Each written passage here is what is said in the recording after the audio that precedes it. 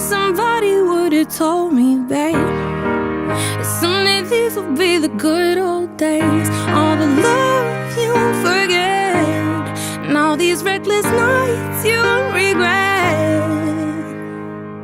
Someday soon your whole life's gonna change. You'll miss the magic of these good old days. I was thinking about the band, I was thinking about the fans. We were underground, loading merch in that 12-passenger van, in a small club in Minnesota, and the snow outside of First Ave. I just wanted my name and a star. Now look at where we at, still growing up, still growing up. I would lay in my bed and dream about what I'd become. Couldn't wait to get older, couldn't wait to be some. Now that I'm here, wishing I was still young. Those good old days. I wish somebody would've told me, babe, that someday these would be the good old days. All the love you won't forget, and all these reckless nights you won't regret. Cause someday soon your whole life's gonna change. You'll miss the magic of the good old days. Wish I didn't think I had the answers. Wish I didn't drink all of that glass first. Wish I made it to homecoming, got up the courage to ask her. Wish I would've gotten out of my shell. Wish I put the bottle back on that shelf. Wish I wouldn't have worried about what other people thought and felt comfortable with myself. Rooftop open, and the stars above. Moment frozen, sneaking out and falling in love. Me, you, and that futon, we just begun. On the grass dreaming, figuring out who I was. Those good old days. I wish somebody would've told me, babe, that someday these would be the good old days. All the love you won't forget, and all these reckless nights you won't regret. Cause someday soon your whole life's gonna change. You'll miss the magic of the good old days. Never thought we'd get old. Maybe we're still young. Maybe you always look back and think it was better than it was.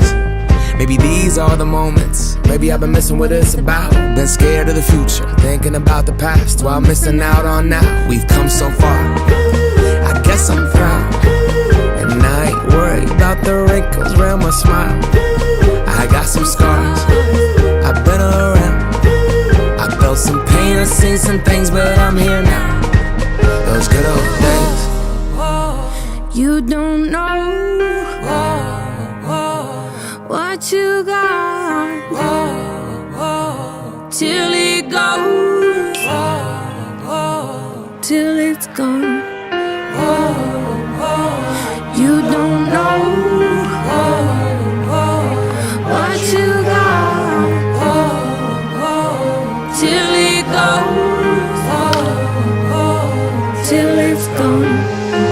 I wish somebody would've told me, babe, someday these will be the good old days. All the love you won't forget, and all these reckless nights you won't regret.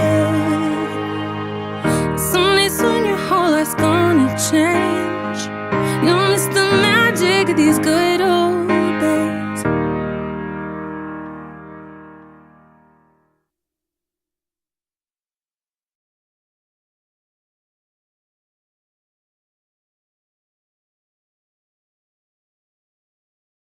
Everything was working, the two-seamer, the four-seamer, a couple hooks, changeup was outstanding. We caught the ball behind him, but he was definitely on top of his game once again. After the 123 last time, that was 100 today, so that was actually perfect. Is he getting better? I'm telling you, as his confidence soars, he'll continue to improve. He's getting better because I think he's understanding other things that he can do without getting away from the stuff that he does really well, if that makes any sense. I mean, a lot of times guys try to reinvent themselves when they're doing well, and they might attempt to include another pitch that really isn't pertinent, and it always bothers me because while you're trying to throw that pitch, you're not doing the things you normally do well. But him, he's just like he's incorporating different items that actually do make him better, and he's doing it in a manner that's not it's not obtrusive. He's not trying to do too much of it. So he really he continues to develop. He's 20. The thing is, the gun doesn't say a big number, but I promise you, after those the change-ups and a curve and an 88 at the knees, and then if he elevates at 90, I promise you, and you can see the reaction of the hitters, that 90 is a lot quicker than it reads on a scoreboard. again, he knows what he's doing. But of course, his stuff plays right now. The way he's pitching, his stuff plays anywhere. He's going to be the ERA leader relatively soon, I think. Once the innings kind of right themselves, give him credit, man. I mean, everybody. A lot of people don't want to give a guy credit enough because he doesn't throw hard enough. But this guy really knows what he's doing as a pitcher. Our organization is proud of the way Chase plays. We love the way he plays. He's got a reputation for playing the game right, playing it hard, and we're behind him 100%. In slides like that, the exact same slide, and let's say he doesn't get hurt. There'll be rumblings, but it goes away. I know how the media gets a little bit going, and it gets dramatic, but for me, you can't have it both ways. Tell me how you and Chase met. Like, we met in a class, sort of. We had a mutual friend who introduced us, and that was sort of it. Nothing big and dramatic. No, I mean, you know, was it love at first sight? It was not love at first sight. He was very like old school baseball jock. He had like, you know, the baseball socks up to his knees and Adidas like shower shoes on and this tight baseball t-shirt, and remember those glasses, what are they called, like black flies or blue flies? Yeah. Or awful. Hat backwards, you know, Adidas sweatshorts, and it was just Not right. it was like a mess. Big mess. But, you know, we were introduced by a mutual friend and started dating and met, and so we sort of had this long distance relationship for years. First start, I thought he threw the ball well. I mean, if you look at the gun readings, it was very good.